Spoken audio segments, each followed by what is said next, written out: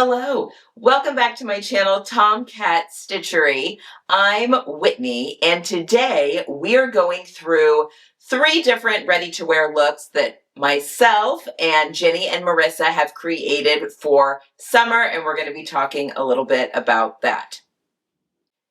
If you are new to the channel, we would love to have you join our little sewing community here on YouTube. Don't forget to hit that subscribe button down below so that you are up to date on all the newest videos we do post, or I do post twice a week on Tuesdays and Fridays, and all things sewing, garment sewing, and we would love to have you be a part of it. Okay, let's get into the video for today. So back, June, maybe, was it June? Doesn't matter. A while ago, I did a video on ready-to-wear looks that you can recreate yourself. I matched certain ready-to-wear looks with fabrics and patterns that you could very easily recreate for yourself. Of the ready-to-wear looks that we had picked, I had some of my YouTube membership pick a few looks. Marissa, my social media manager, picked a few. Jenny picked a few. I picked a few, just to kind of get a more rounded pick of things that people would like to see being recreated. And since that video, Marissa, myself, and Jenny have each created a look. I don't have Marissa's here with me. She is in Michigan. So she's recreated, but we'll have pictures of her look here. And oddly enough, the 3 of us picked 3 knit garments, and 3 knit dresses, actually, which is kind of funny. If you are new to sewing knits, it's not something you've done before, a little nervous, I want to remind you I do have a knit sewing class, Knit Sewing Essentials, that walks you through tips and tricks for sewing with knit fabrics. We actually walk through how to do a t-shirt, because the things that you do to sew a t-shirt directly correlate to making any kind of knit garment, really, and any kind of knit dress. All the tips and tricks for sewing on a sewing machine, if you just have a sewing machine, versus if you would like to try sewing on a serger or a cover stitch machine. I cover all the steps on all 3. That class is called Knit Sewing Essentials, and it is available on the website, tomcatstitchery.com/shop, just as a reminder. Okay, 3 knit dresses, and very easy. Knit dresses, I find, are a very easy thing to sew up. Jenny is a newbie to knit, so this was something, and she did hers completely on the sewing machine. So I'm pretty sure, I don't think she did anything. Oh, no. She did the side seams on the serger. We'll talk about that here in a second. But, and then Marissa, we all just picked 3 different knit dresses. So I'm going to go through those 3 and kind of talk you through them. And then we're going to talk a little bit about why would we want to recreate ready to wear? Why not just go out and buy it? So we're going to talk a little bit about that here at the end of the video as well. So let's get started. I'll just start with Jenny since she's here on my right. Okay, so this is a recreation of a Bowden dress. We all fell in love with it, thought it was just really cool. Jenny loved how it kind of crisscrossed at the neck, loved the beautiful color. It was definitely in one of the darker colors in her color palette. It just looked very easy to wear for summer. So we had gone through and picked, I think in the original video I picked a ponte to go with this, but we decided actually it would maybe be a little bit cooler and a little bit more summer appropriate to go with a cotton spandex knit, which is what we've gone with here. For the pattern, we actually chose, or Jenny actually chose a pattern from Fiber Mood, and this is called I think it's the Albertha dress is how you would pronounce that. I will leave links obviously to the patterns down below, because it had this very cool crossover neckline, very similar to the Bowden. The Bowden dress was made in knit. The Fiber Mood dress actually is meant for wovens, but very easy to use a knit and be good. Jenny was in between sizes. We went down because she was in between the 2 sizes, and this fits her fantastically. She made 0 alterations to the pattern. And again, we used the knit, but we sewed it just like we would a woven. We just have a little bit of extra give in the fabric. So that is absolutely okay to do. It's very easy to sew a woven pattern in a knit fabric. It is not, in fact, very rarely can you go the other way. Can you sew a knit pattern with a woven fabric? So just keep that in mind, just with how ease is put into the pattern when the pattern designer does that. But very easy with a woven pattern to just use a knit fabric. Because of this, she was able to omit the side, I think it was a side zipper. There was a zipper in this dress, and she was able to completely omit that. So makes it very, very easy to sew, and a little bit quicker as well. Real easy to throw on and wear. So for the fabric, again, we've used a cotton spandex knit, and this is from the Sewing Studio, and we actually have a discount code on that. As a reminder, tomcatstitchery.com/resources. All of our discount codes are over there. Sometimes they change, so if you're looking for a newer one or just want to see if we have a discount code for something, it's a great place to go onto that website. But we do have a discount code. I can't remember off the top of my head, but I'll pop it here for Sewing Studio that gets you 15% off. But that is where this fabric came from, and there is more of it.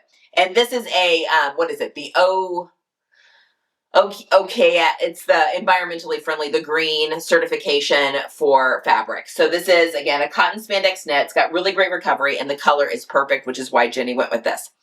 So basically, sewed it pretty much, followed the instructions per the pattern on sewing things. She sewed with a sewing machine for a lot of this. There is a facing that finishes off the front edge of this dress. This really cool deep pleat that's in the front. There are darts, and we went ahead and kept the darts in there. Like I said, she did do the side seams on the serger, it's just a little bit quicker. And I'll show you, she used we are addicted to rainbow serger thread over here. If we can use the rainbow serger thread, we're using the rainbow serger thread. It makes the inside of garment so happy, and we're really enjoying that. Anyway, we were both, because she made this, and I think Jenny was probably a little bit wondering if it was going to be too shapeless of a dress, and I was kind of wondering the same thing. But both of us were very pleasantly surprised when she put this on the first time that there is some really beautiful shaping in the waist, and it's not shapeless. I mean, it is a very loose flowing dress, but it definitely has some shape in there. It makes a really beautiful, really beautiful dress. I would think she could probably wear, maybe wear like a racer back bra. Well, maybe not. I don't know, since it cuts in the front. She is wearing a strapless bra with this dress. I don't know if you could get away with wearing a regular bra or not, or if it would come out on the outside here. It'd be something to play around with if that was something that was important to you. But I think she looks absolutely fabulous in this, and she's going to be wearing this actually tonight as I'm filming this or tomorrow night to a outdoor concert. So a perfect dress for that. We had a whole lot of fun pairing some of her scarves with it, and she wore a bracelet around her, or a necklace around her arm for a bracelet. It just very much, I think, is a nod to her boho aesthetic that she really leans into. Very pleased. The pattern was fantastic. I've made a couple of fiber mood patterns, so this is the first one that she had done. Again, one of her first projects in knit, so she was a little nervous about it, but she did almost all of this at home. In fact, I think she has a serger at home, but I think she did use the serger over here just because she was working on it over here, and my serger was set up with the rainbow thread. But everything else she did at home, cut it out at home, and I think it turned out really, really beautifully. All right, my dress. I had pinned this dress actually quite a while ago. I just thought it was so cute. It's a really simple A-line knit dress, very nautical, very classic in that horizontal stripe, but I loved the boat neck. I had not seen a lot of sleeveless dresses with a boat neck on it before. So I thought, oh, this would be a really fun one to recreate. I used fabric from my stash, which is why I went with a navy and white as opposed to kind of this brown kind of color that the inspiration picture used. But I knew I had the Tilly and the Buttons Cocoa in my stash, in my pattern stash, and I've had it in there for quite a while. I have made it before, but it has been a very long time. And it was actually that dress that I made in like this really pretty, it was a really beautiful fabric. It was a pale gray that had sweater knit that had a darker gray polka dot on it. And then the reverse of the fabric was the opposite. It was dark gray with the lighter gray. And I made that dress, loved the shape on me. It has a sleeve on it, but it was at that point that I'm like, I used to love pale gray on me, or liked it better when my hair was like really, really blonde. And, but then when I went to my natural color, I'm like, I don't like this color on me anymore. It's what's prompted me to get my colors done. And since then, I've like not looked back at all. I'm so pleased when I wear my own colors that it just makes me very, very happy. So, but for whatever reason, I just hadn't made the pattern up again. But I thought, you know what? I've already got it traced out. Let's do this. So I made the Cocoa, the Tilly and the Buttons Cocoa. I love it. It is so cute. I shortened it by 2 inches. Now, I did so the pattern that I had traced off, I had shortened it 2 inches at the lengthen and shorten line. And I was just kind of in a rush, and I cut out the the size that I had already traced out was the size that I needed to make for myself anyway, which doesn't always happen, but that was the case this time. And I just didn't want to go through and mess with it. I just cut it out. I think going back, I would probably raise the waist an inch and then do an inch at the lengthen and shorten line. You're still losing the 2 inches. I think that is exactly what I needed to lose lengthwise on this, but I do think I could probably raise that waist up a little bit to get the fit a little bit more spot on. That being said, I'm very happy with this. It's a knit t-shirt dress. I'm not going to lose any sleep over it, but I think going back, if I were to make this again, and I probably will, it's a very simple pattern to make, I would do that. Also, I did that this time. I did not do it the first time.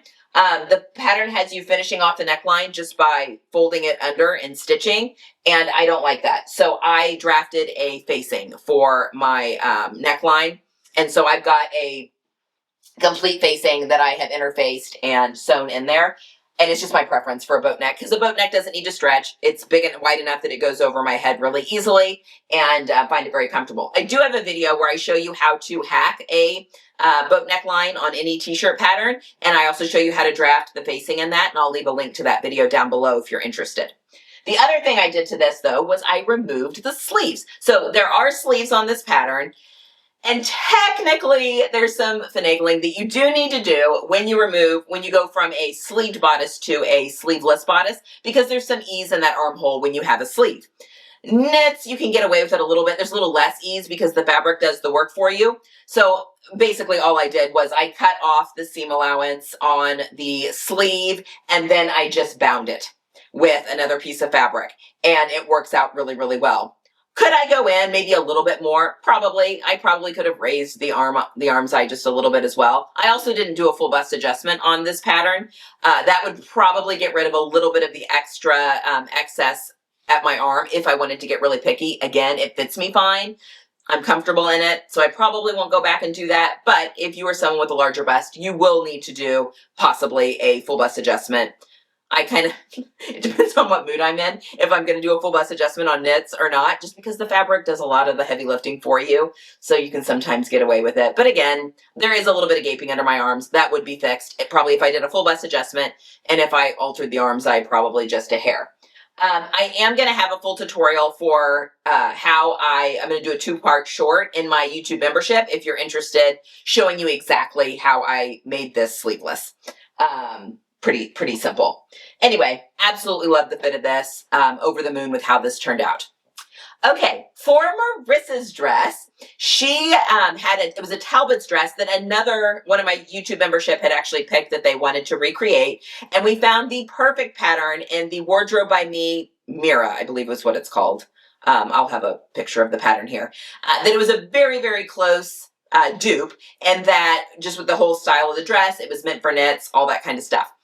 I wasn't able to find a fabric spot on for that, but I did find a really beautiful stoffe knit, also a cotton spandex stoffe knit from StyleMaker Fabrics, and Marissa went all in. She bought the pattern that I had selected along with the fabric that I had selected. This was Marissa's first time using stoffe knit. She is also now a convert. I just really, really love stoffe knit. The patterns are just really beautiful. They're digital print patterns. The fabric is just a really good quality. I love sewing with it. I love wearing it. I feel like it washes really well. I've talked about it before, but I'm a big fan of stoffe.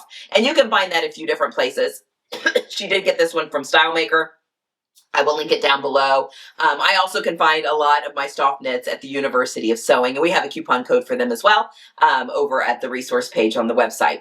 Anyway, turned out just beautiful. I think she looks adorable in this. And again, while the fabric is not an exact match for the original dress, I think the essence of it and the vibe is absolutely spot on. She looks adorable. She said it sewed up really quickly. I think she did say that she might want to size down a little bit, like just in the top, but everything else, I mean, if you want to get picky, which, you know, we make our own clothes. We can absolutely get picky if we would like to.